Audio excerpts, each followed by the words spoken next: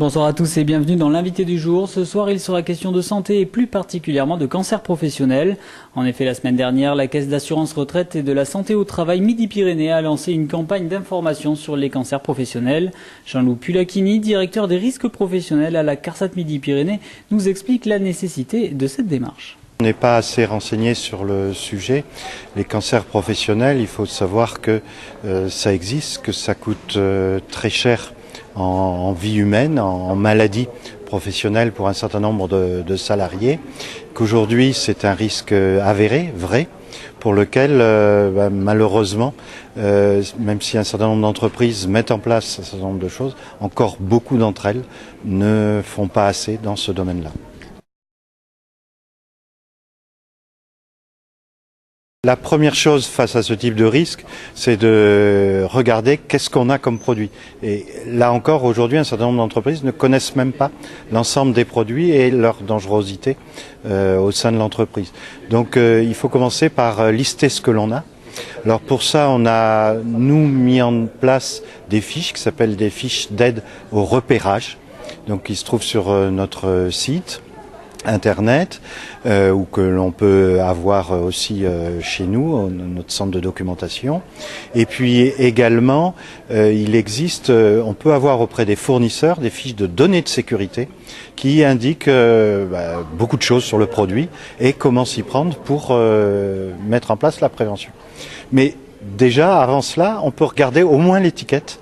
Et regardez, il y a d'une part des pictogrammes, donc des petits dessins, nous indiquant est-ce que ça pique, est-ce que ça gratte, est-ce que ça peut produire le cancer. Et puis avec ce pictogramme, ce dessin, il y a des petites phrases indiquant quelle est la dangerosité, quelle est la prévention qu'il faut associer à ce produit-là. Donc ça c'est la première partie, c'est connaître quels sont les produits et quelle est la dangerosité de ces produits.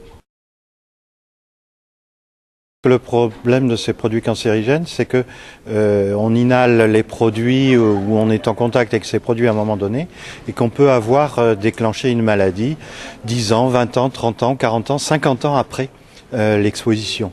Donc les gens oublient, ne pensent pas, aussi bien les médecins que le personnel. Donc là aussi, il devrait être mis en place dans les entreprises des fiches d'exposition permettant de tracer l'exposition de l'ensemble des salariés. Mais ça a du mal à se mettre en place. Et l'important, c'est que déjà, les gens connaissent ce à quoi ils sont soumis. À partir du moment où on sait à quoi on est exposé, c'est de mettre en place ce qu'il faut pour prévenir. Alors pour prévenir, la meilleure des choses, c'est de changer de produit et d'avoir un produit moins dangereux. Donc c'est ce qu'on appelle la substitution. Et pour cela, on a mis en place aussi des fiches d'aide à la substitution, donc pour aider les entreprises à savoir quel produit avoir.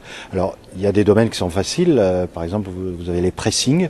Aujourd'hui, il y a de nouvelles machines qui marchent avec des produits qui sont quasiment pas dangereux par rapport au perchloroéthylène qu'on utilisait jusqu'à présent et qui est encore utilisé par un certain nombre de pressings. Dans un autre domaine, par exemple les peintures d'avion, on n'a pas encore les produits de substitution.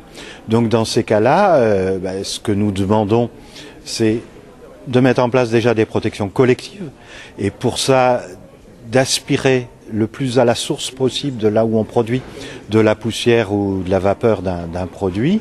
Et si ça ne suffit pas, pour que dans l'atmosphère il n'y ait pas trop de produits, à ce moment-là, en complément, on va mettre des protections individuelles avec notamment des masques, mais pas n'importe quel masque. Les petits masques à poussière sont valables pour certaines poussières, mais pas pour toutes les poussières, pas pour l'amiante par exemple. Ils vont pas être valables aussi pour des produits sous forme de vapeur ou autre.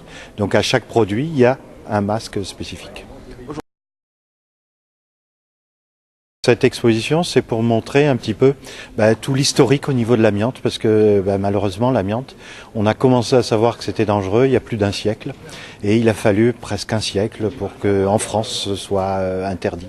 Et encore quand la France a interdit l'amiante chez nous, le Canada, qui avait les plus grandes mines d'amiante, lui nous a fait un procès pour avoir osé interdire l'amiante qu'il produisait chez eux.